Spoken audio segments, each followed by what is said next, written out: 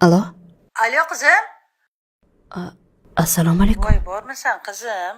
Onam boram demaysana, hech onangdan xabar olmaysana. Kechirasiz, lekin Voy, ovozingga nima qildi?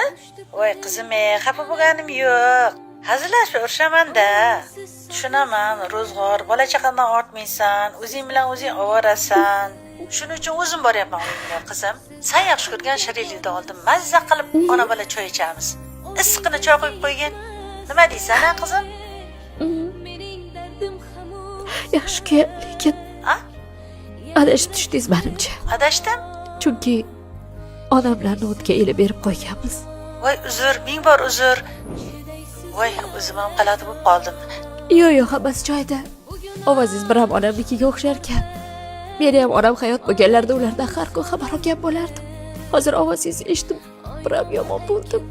Qizim, boshingiz toshdan bo'lsin. Onalar hech qachon bolalardan xafa bo'lmaydi. Sizni onangiz ham tushungan bo'lardi. Unaqa demang, bolam. Qarang, hozir oldizga boraman.